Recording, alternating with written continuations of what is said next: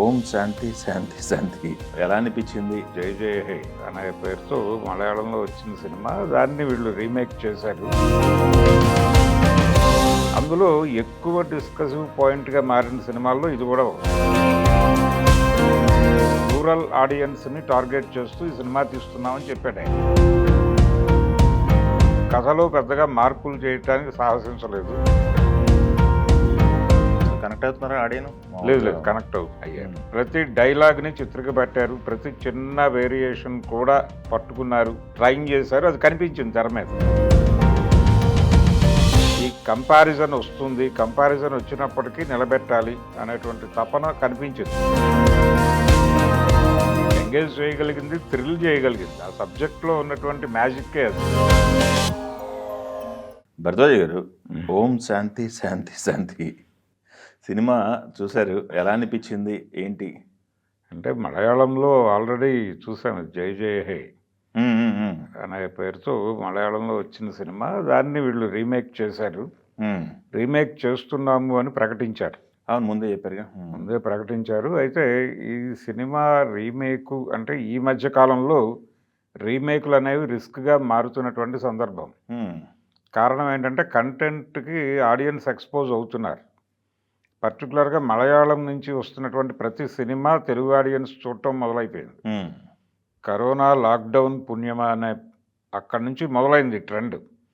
అక్కడ ఏ సినిమా వచ్చినా భాషతో సంబంధం లేకుండా చూసేసి దాని మీద తమ అభిప్రాయాలు సోషల్ మీడియాలో రాసేస్తున్నారు. ఈ రాసేయటం, దాని మీద మళ్ళీ వేరే వాళ్ళు చూసి వాళ్ళ ఒపీనియన్స్ రాయటం, ఇలా ప్రతి మలయాళ సినిమా ఈ రోజు వరకు డిస్కసివ్ పాయింట్గా మారుతోంది.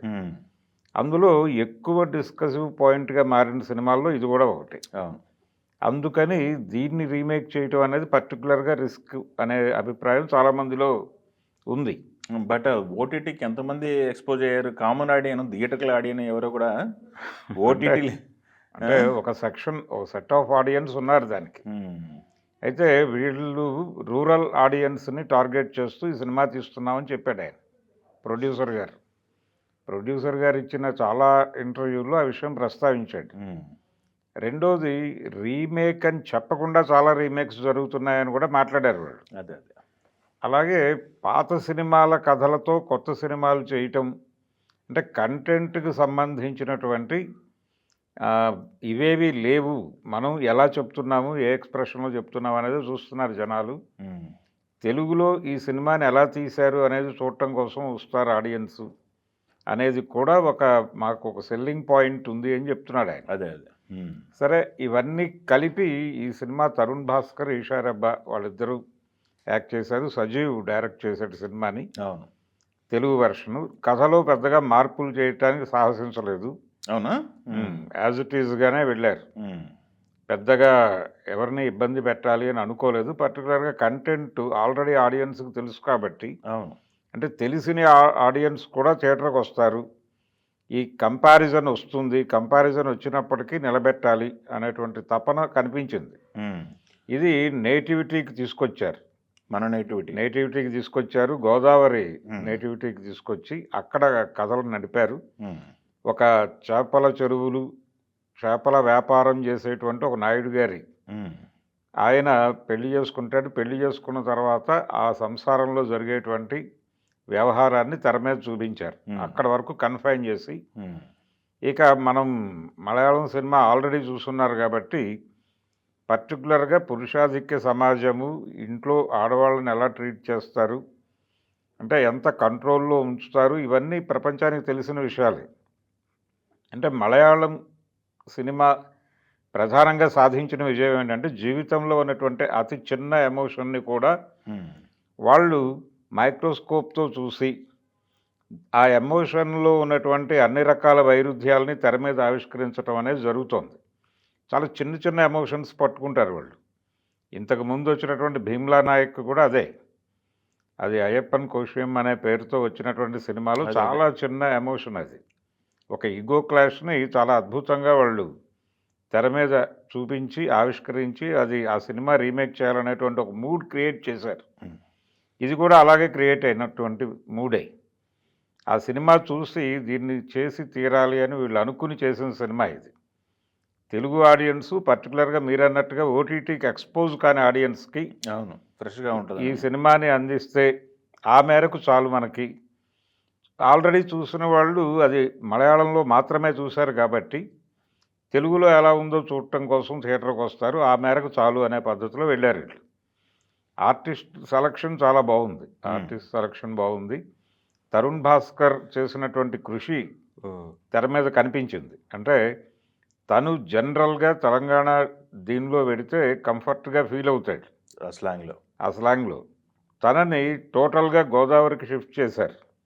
షిఫ్ట్ చేసిన తర్వాత నటుడు అన్న తర్వాత దేన్నైనా పలికించగలగాలి. తను అవును, దాన్ని అడాప్ట్ చేసుకున్నాడు, బలంగా అడాప్ట్ చేసుకున్నాడు. దానికి సంబంధించి అతనికి మంచి ట్రైనింగ్ చేశారు.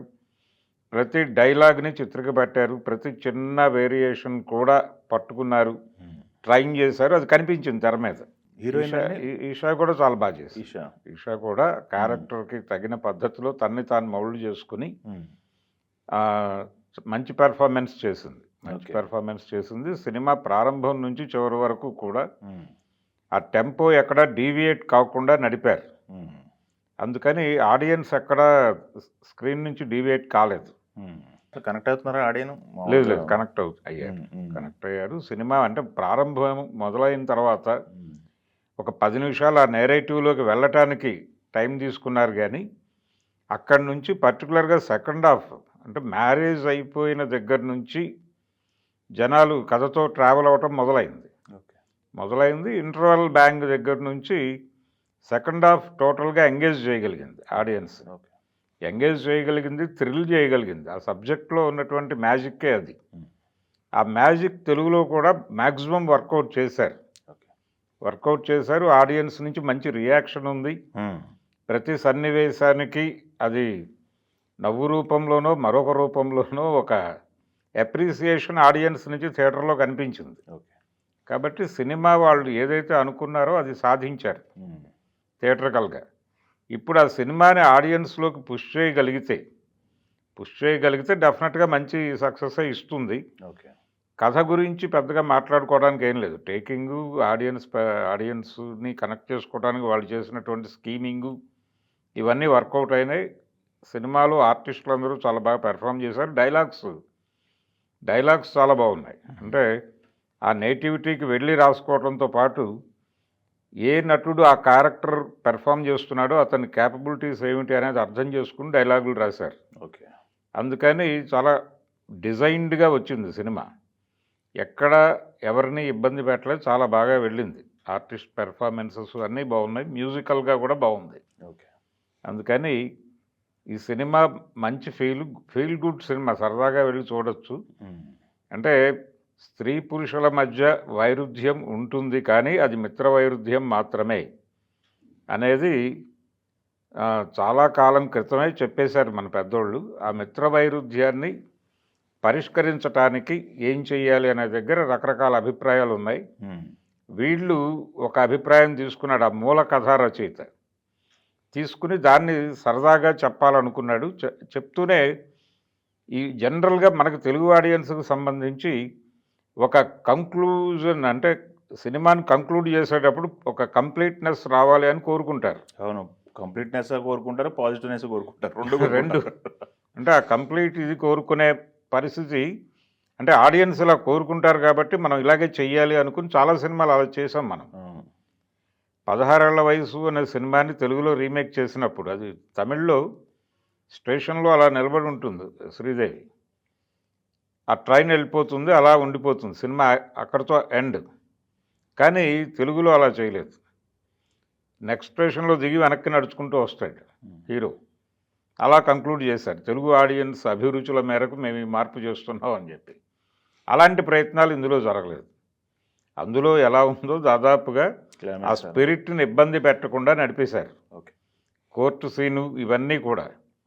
అంటే మార్పు అనేది అంత ఈజీగా రాదు అనేది మాత్రమే కాకుండా ప్రధానంగా తన కాళ్ళ మీద తాను నిలబడటం కోసం ఒక మహిళ చేసేటువంటి యుద్ధం, దాన్ని కొనసాగింపు, అంటే కలుస్తారా లేదా అనేది కూడా అనవసరం, అది కాలానికి వదిలిపెట్టేసి నిజానికి ఆ అమ్మాయి సీరియస్గా విడిపోవాలి అని అనుకుందా, లేకపోతే అతనికి ఒక లెసన్ చెప్పి మళ్ళీ కలవాలనుకుందా అనేది కూడా ఆ జీవితానికి వదిలిపెట్టేశాడు తప్ప రైటర్ అక్కడ జోక్యం చేసుకునే ప్రయత్నం చేయలే. ఓకే. తెలుగులో కూడా అది డీవియేట్ కాకుండానే నడిపారు. ఓకే. అందుకని ఆడియన్స్ కొంచెం అనిపిస్తుంది ఏంటిది అంటే టైటిల్స్ తర్వాత ఏమైనా ఒక సీన్ చూపిస్తారా, మనకు ఒక ఇది ఉంది అవును. అంటే 3 వీక్స్ లేటర్ లేకపోతే 3 మంత్స్ లేటర్ అని చెప్పేసి ఒక సీన్ వేస్తారు.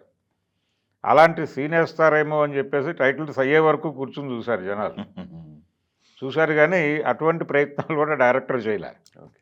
చేయకుండా ఒరిజినల్ రైటర్ ఏం ఫీల్ అయ్యాడో, కథని ఎలా నేరేట్ చేయదలుచుకున్నాడో ఆ నేరేటివ్ స్టైల్ని ఎక్కడ డీవియేట్ చేయకుండా తన పద్ధతిలో తను తీశాడు. ఓకే. దానికి ఆర్టిస్టులు అందరూ సహకరించారు, అతనికి టెక్నీషియన్స్ కూడా సహకరించారు. కెమెరా బాగుంది, లొకేషన్స్ బాగున్నాయి, అవుట్డోర్ చాలా బాగా నడిచింది. గోదావరి ఆ ప్రాంతాలు వాటిని బాగా ఎక్స్ప్లోర్ చేశారు. సరదాగా థియేటర్కి వెళ్ళి చూడదగ్గ సినిమా. ఓకే.